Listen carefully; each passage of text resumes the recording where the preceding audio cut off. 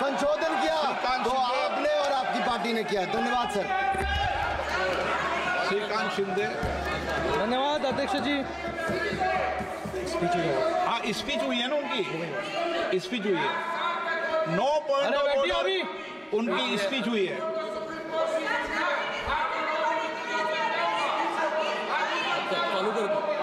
आप बैठिए, speech 9 point of order speech हुई है, टेबल कर देंगे इसको।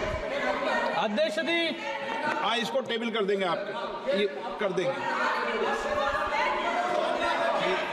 आप बोलिए श्रीकांत शिंदे जी। अब मैं कहूंगा जब कर देना आप सभी लोग है ना खुद ही डायरेक्शन देने लग जाते हैं। श्रीकांत शिंदे।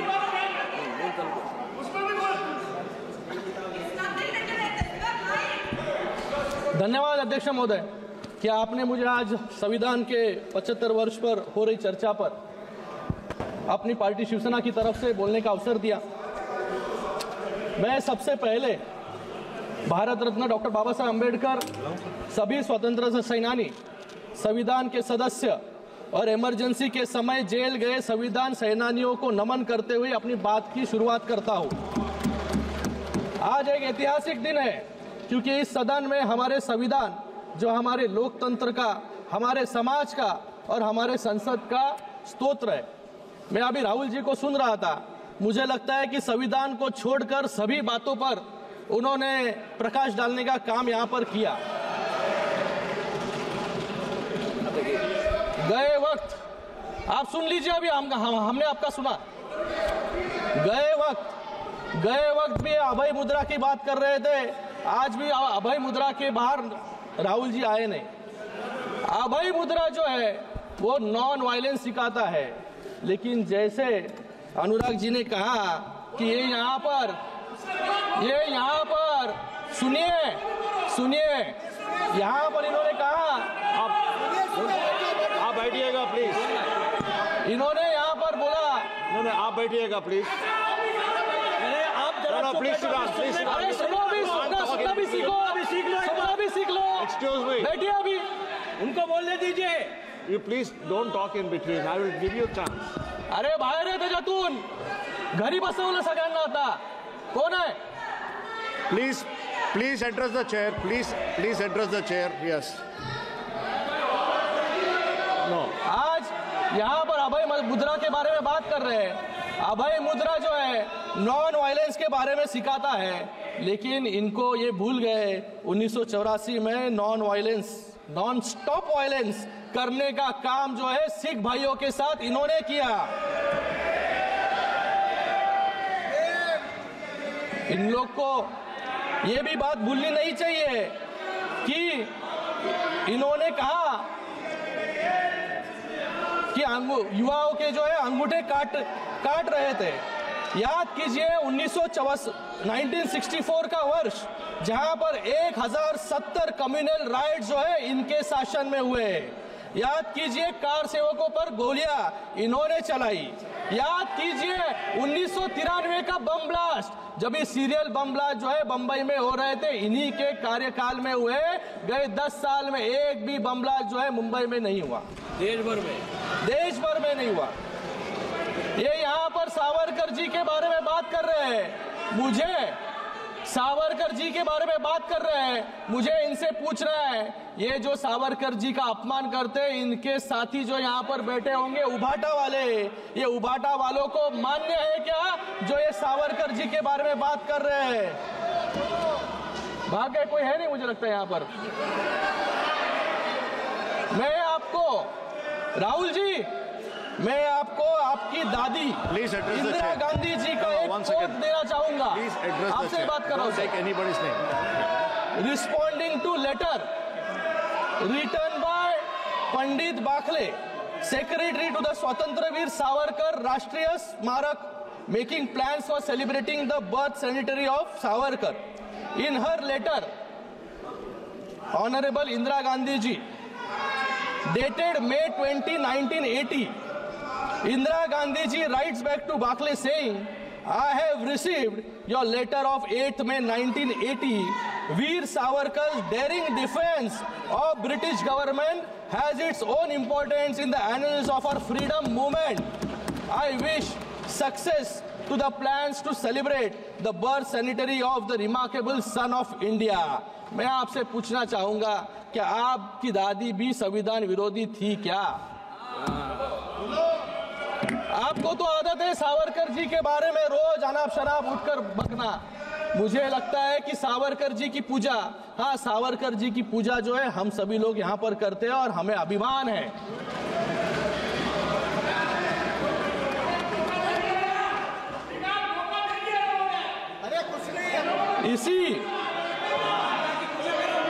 इसी संविधान ने आज हम यहाँ पर संविधान पर चर्चा कर रहे हैं। आज हम यहाँ पर बैठे हैं, ये सब श्रेय जो है इस संविधान का है।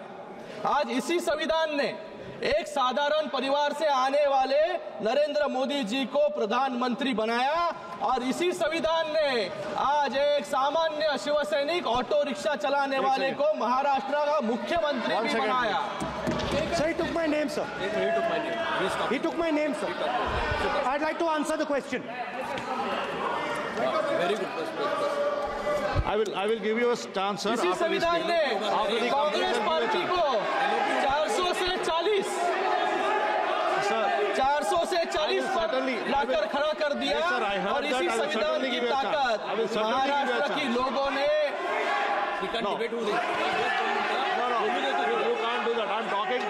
I'm talking to him. I'm not ending, sir. Sir, I will certainly give you the chance. Sir. I will certainly give you the chance. Sabhabati Mohdaya, I am not ending, sir. After his speech, he is not yielding. इसी संविधान ने sir ये कौन सा संविधान है? ये कौन सा संविधान है? हाँ, चेयर के पास कैसे आ सकते हैं? हाँ, Sir, he is not yielding. ये चेयर के पास आ गए। After he completes, I am giving you the chance. संविधान की दुहाई देते हैं सर ये। Let him continue. After he completes, I am giving you the chance. Sir, I am not yielding. No, sir. Just listen to him. I am not yielding, sir. Sir, इसी संविधान ने Congress party को 400 से 40 पर लाकर खड़ा कर दिया और इसी संविधान की ताकत ने महाराष्ट्र की लोगों ने हमें इतना बड़ा मैंडेट दिया जहां पर महाविकास आघाड़ी मिलकर भी लीडर ऑफ ऑपोजिशन जो है बना नहीं पा रही है। आज उस संविधान के 75 वर्ष हुए हैं और ये संविधान कितना मजबूत है उसका मैं आज उस संविधान के 75 वर्ष हुए हैं और ये संविधान कितना मजबूत है उसका मैं उदाहरण देता हूँ। टॉम गिन्सबर्ग जो यूनिवर्सिटी ऑफ शिकागो के प्रोफेसर हैं और जिन्होंने 1789 के बाद अपनाए गए विभिन्न देशों के 200 से अधिक संविधान का अध्ययन किया, उनके अनुसार पूरे विश्व में संविधान की औसत लाइफ सिर्फ 17 वर्ष है।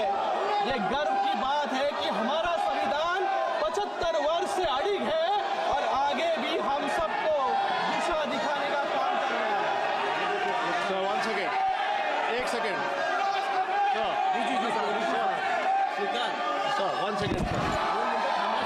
बोल रहे हम बोलते हैं वही तो बोल रहा हूँ, मैं बोल रहा हूँ, वही मैं बोल रहा हूँ, आपका बात एक मिनट, आपका बात कोई बोल रहा हूँ, अरे यार आपका बात कोई बोल रहा हूँ, सुनो ना सर जो सिस्टम है जब मेंबर बोल रहे हैं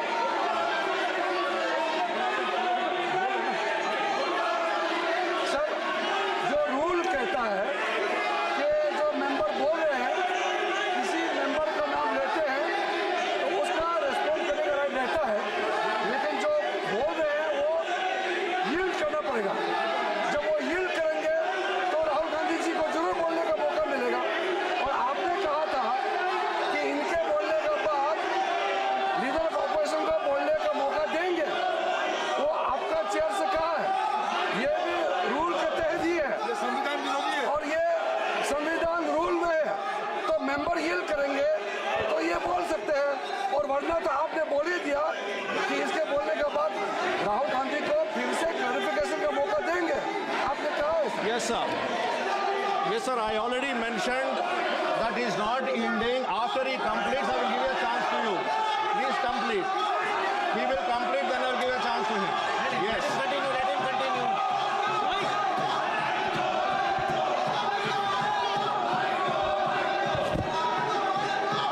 ये है इनकी संवैधानिक प्रक्रिया सर।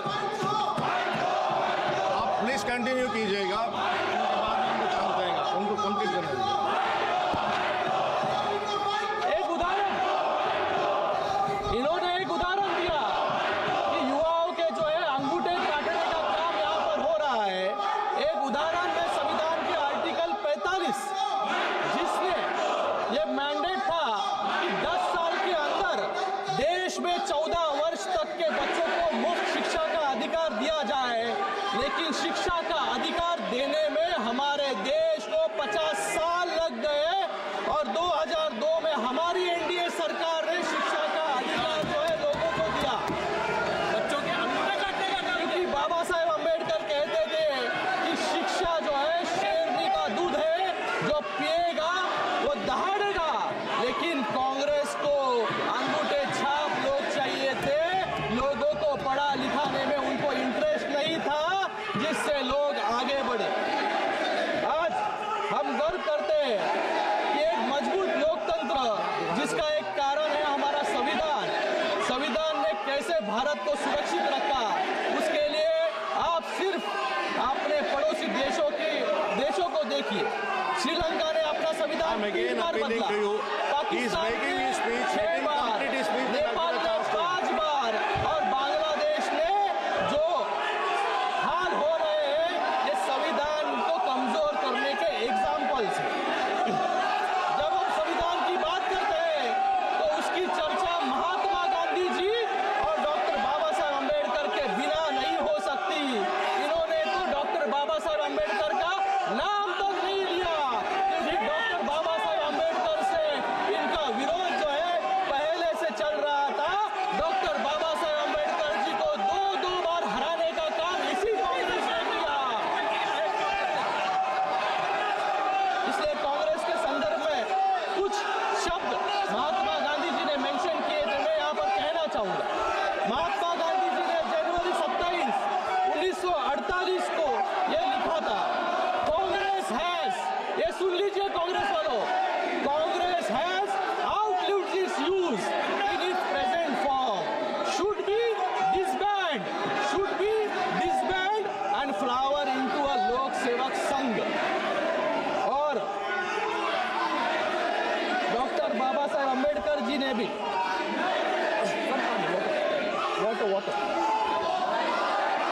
1948 में एक पत्र लिखा था जिसमें ये कहा था कि Congress which is a combination of all bad and self-seeking elements in the society who agreed on no social or moral principles governing the life of the society, such a body is unfit to govern a country। ये मैं नहीं, doctor Baba Saheb Ambedkar ji के शब्द हैं। Sir, kindly conclude your speech. तो concluding sir, आज doctor Baba Saheb Ambedkar, Baba Saheb my life with doctor BR Ambedkar, जो बाबा साहेब अम्बेडकर की पत्नी सविता अम्बेडकर जी की ऑटोबायोग्राफी है, उसमें उन्होंने बताया है कि कैसे कांग्रेस और कम्युनिस्ट ने मिलकर 2 बार डॉक्टर बाबा साहेब अम्बेडकर जी को गिराने का काम किया। और उसी के साथ में डॉक्टर बाबा साहेब अम्बेडकर को 40 साल, डॉक्टर बाबा साहेब अम्बेडकर जी को 40 साल लग जाओ गए। सीट पे, आप सदन चलाना चाहते हैं, सीट पे जाए बोल। हाँ, हाथ दे रहे हैं, आप सीट पे जाइए, सीट पे जाइए, सीट पे जाइए, आप सीट पे जाइए। हाँ, पॉइंट ऑफ ऑर्डर, जाके सीट पे। वेणुगोपाल जी सबको बिठाइए, फिर सीट पे, फिर पॉइंट ऑफ ऑर्डर दूंगा आपको, फिर पॉइंट ऑफ ऑर्डर दूंगा। पॉइंट ऑफ ऑर्डर वेणुगोपाल जी, वो आपको 1 मिनट आप जाइए सीट पे, सदन आउट। हाँ जाइए, जाइए जाइए सीट पे जाइए। सीट पे आप नारे बजाना लगा चाहते हो, उनको पॉइंट ऑफ ऑर्डर सुनना चाहते हैं तो सीट पे जाइए। हाउस ऑर्डर में आएगा, मैं पॉइंट ऑफ ऑर्डर दे रहा हूं। जाइए सीट पे, जाइए जाइए। हाँ मैं पॉइंट ऑफ ऑर्डर दे रहा हूं उनको। हाँ जाइए, हाँ जाइए। पहले पॉइंट ऑफ वेणुगोपाल जी, आप पॉइंट ऑफ ऑर्डर उठा दीजिए। नंबर सीट नंबर बोलिए सर। दिस हाउस है sir, last day also. Number बताइए, नंबर बताइए sir. Last day also when you allowed me to speak, rule number sir, 1 minute sir. Last day also, sir, आप सब ज्ञान मत बांटें। sir, last day also when you allowed me to speak, I narrated the parliamentary conventions. I quoted Shastra and Kaul also. Every house, leader of opposition has a role, which in this house is totally denied. Whenever leader of opposition is standing for a speak, you are never allowing to speak leader of opposition. Whether this house is not belongs to leader of opposition also. Shastra and Kaul is very clear. Whatever role that government side, Prime Minister has the role because ruling the party. He is the leader of the opposition. Okay. I told about the Sir, my point is that Honorable Minister took his name. Okay. Honorable member took his name, LOP his name. Then ask the question directly to the LOP. Okay. Then LOP raised. I can answer it. Not allowing. Okay. You are every time, sir, every minute you are allowing Parliamentary Affairs Minister. When we are asking for a point of order. मैं बता रहा हूँ, मैं दे रहा हूँ। Sir, मैं दे रहा हूँ sir, that's only one. हाँ। We also, at least also, we should also feel that this house is also ours. But unfortunately, that feeling here it is not happening. This house, the entire, why we are discussing about the constitution, the primary principle of the constitution, this house should be at least to be everyone. The practice which we are witnessing here is that this house is only for government, BJP, which is not at all ready, sir. Therefore, this is quite unfortunate, sir. You are the custodian of the house. Okay. Please. एक minute बोल रहा हूँ, आपको मौका दे रहा हूँ मेरी बात। माननीय सदस्यगण, मैंने पहले भी आपसे आग्रह किया है। नहीं, मैं सबको कह रहा हूं। और जो अभी वेणुगोपाल जी बोल रहा, उनको बोल रहा हूं, सुनिए पूरी एक बात। ऐसे नहीं चलेगा सदन नियम प्रक्रियाओं से चलेगा। जिस समय आप बोलने की बात कर रहे हैं, माननीय विदेश मंत्री जी ने अपना वक्तव्य रखा और नियम प्रक्रिया के अंदर यह है, लोकसभा की नियम प्रक्रिया अलग है, राज्यसभा की नियम प्रक्रिया अलग है। राज्यसभा के नियमों प्रक्रियाओं में सप्लीमेंट्री या पूछने का नियम प्रक्रिया है, लोकसभा में नहीं है।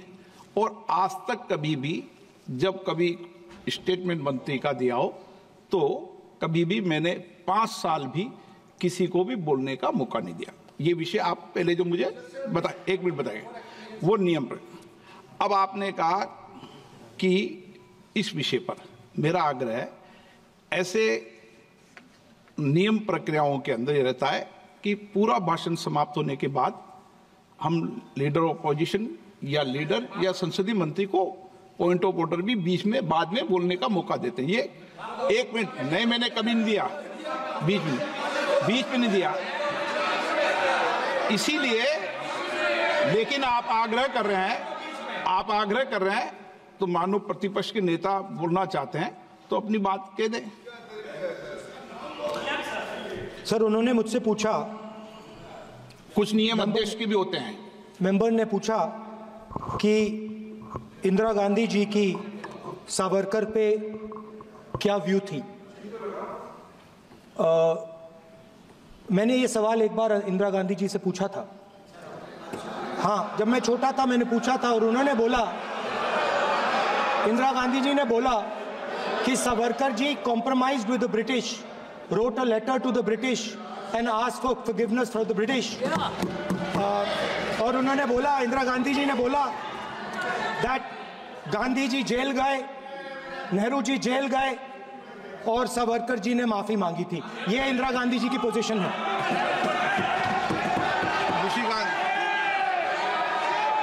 एक नाथ शिंदे जी वो बोलेंगे महाराष्ट्र के हैं, ज्यादा सावरकर जी को जानते हैं। कोई आपको पता चलेगा कि आप बोले, बताएं आप। मैंने सिर्फ इंदिरा जी ने जो लेटर सेक्रेटरी को, पंडित बाखले सेक्रेटरी जो सावरकर राष्ट्रीय स्मारक के सेक्रेटरी है, उनको जो लेटर लिखा था वो लेटर को कोट करने का काम जो है मैंने किया है। वहां पर कुछ भी सवाल उनको मैंने पूछा नहीं, ये बताने का काम उनको मैंने किया था। और जो आप अच्छी डिबेट करो संविधान पर, क्या है? देखो हम लोग संविधान पे ही बात कर रहे हैं सर। उठ के मत जाओ, सुन नहीं रहे आप ऐसे नहीं, आप मुझे बोलिए सर। सर कंटिन्यू करूं? आप कंटिन्यूस करो। आज मैं इस सदन में एक महत्वपूर्ण घटना है। यहाँ पर संविधान के बारे में कंटिन्यूसली हाथ में बुक लेकर लोकसभा के वक्त फेक नैरेटिव फैलाने का काम इन्होंने किया। बीच में तो संविधान की किताब सिर्फ कवर था, अंदर पेजेस जो है ब्लैंक थे, क्योंकि संविधान का इस्तेमाल सिर्फ लोगों का वोट बटोरने के लिए इन्होंने किया। मैं आज इस सदन में एक अत्यंत महत्वपूर्ण घटना का उल्लेख करना चाहूंगा सर। 5 मिनट चाहूंगा, सिर्फ 5 मिनट चाहूंगा कि जो संविधान पर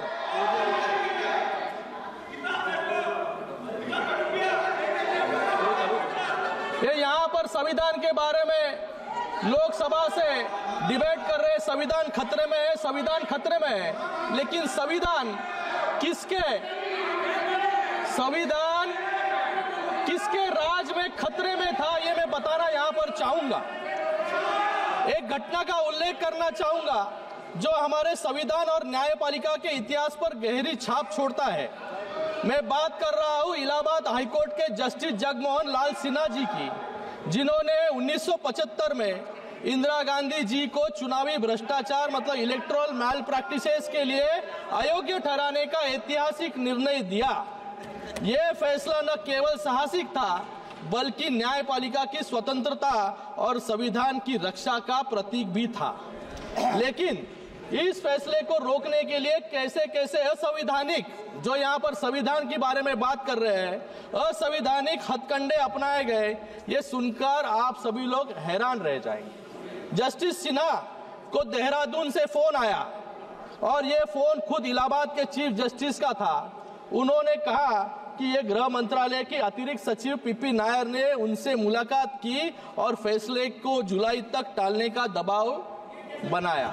ये रिकॉर्ड्स पर है, रिकॉर्ड्स पर है। अरे मैं खुद नहीं बोल रहा हूँ, सबके साथ में सामने ये रिकॉर्ड्स पर है, आप रिकॉर्ड देख लीजिए। इतना ही नहीं, जज के निजी सचिव को धमकियां दी गई और जजमेंट के मसौदे को जानने के लिए सीआईडी के एक विशेष टास्क फोर्स को लगाया गया।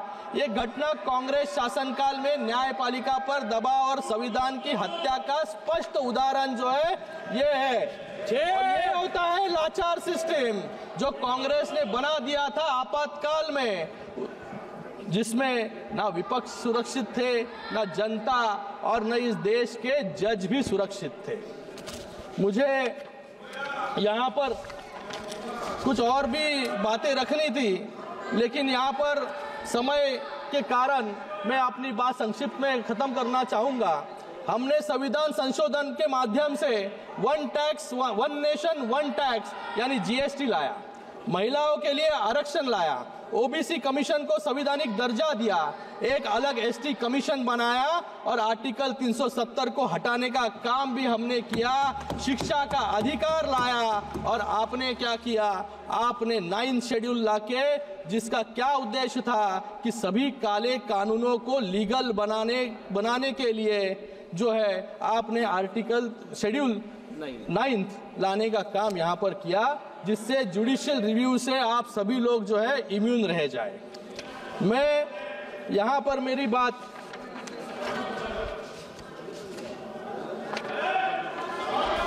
यहाँ पर इन्होंने धारावी की बात की। सर मैं मुंबई से आता हूँ, धारावी के लिए बात करूंगा।